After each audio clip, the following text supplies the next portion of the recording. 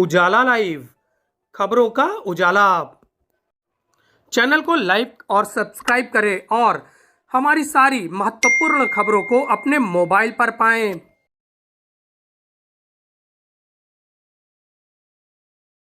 Asia के सबसे बड़े ट्रस्ट कायस्थ पाठशाला ट्रस्ट का चुनाव अब रोमांचक मोड़ पर आ गया है। 25 दिसंबर को कायस्थ पाठशाला ट्रस्ट के लिए अध्यक्ष और अन्य पदों के लिए वोट डाले जाएंगे। इसको लेकर जो प्रत्याशी हैं उन्होंने जगह जगह समर्थन करना शुरू कर दिया है। जन समर्थन के लिए छोटी छोटी जनसभाएं करके कायस्थ बंधुओं को अपनी ओर आकर्षित करने का प्रयास कर रहे हैं। राजरूपपुर में कायस्थों की एक जनसभा हुई। इस जनसभा में वक्ताओं ने कई तरह के प्रश्न वर्तमान अध्यक्ष से पूछे और कार्यकारिणी के बारे में बातचीत की।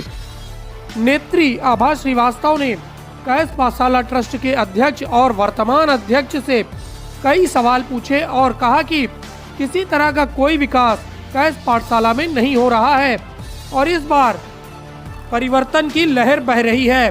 उन्होंने कायस्थ पाठशाला ट्रस्ट का चुनाव लड़ रहे क्रम संख्या 4 के प्रत्याशी डॉक्टर सुशील सिन्हा को अपना समर्थन दिया और कहा कि इस बार उनकी विजयश्री निश्चित है। इसको लेकर वक्ताओं ने कई तरह के वक्तव्य दिए और डॉक्टर सुशील सिन्हा को अपना पूरा समर्थन देने की पुरजोर वकालत की और कहा कि इस बार का अध्यक्ष डॉक्टर सुशील सिन्हा को ही बनाएंगे। राजरूपपुर का जिस प्रकार से जो है मुझे समर्थन मिल रहा है, आशीर्वाद मिल रहा है, स्नेह मिल रहा है, वो अपने में जो है मुझे संबल दे रहा है और आने वाले 25 दिसंबर को मैं पूर्णतः आश्वस्त हूँ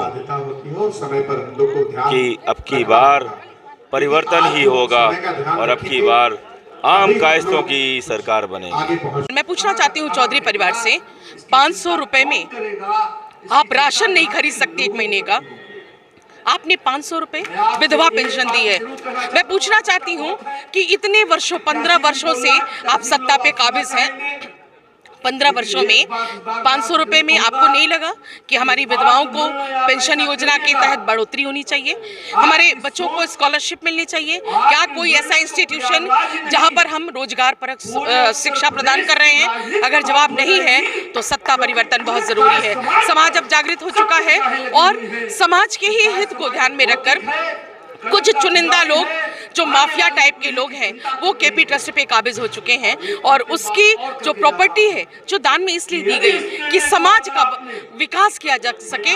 वो समाज जो बौद्धिक है, जो प्रबुद्ध माना जाता है, जो विवेकशील माना जाता है, वो अगर आगे बढ़ेगा तो निश्चित ही परिवार, समाज, राज्य और देश की उन्नति में योगदान देगा। इसलिए आज परिवर्तन की जो लहर चली है डॉक्टर सुशील सिन्हा के लिए, उसी लहर के तहत ये आयोजन और बहुत सफल आयोजन, अब की बार सिर्फ सुशील सरकार।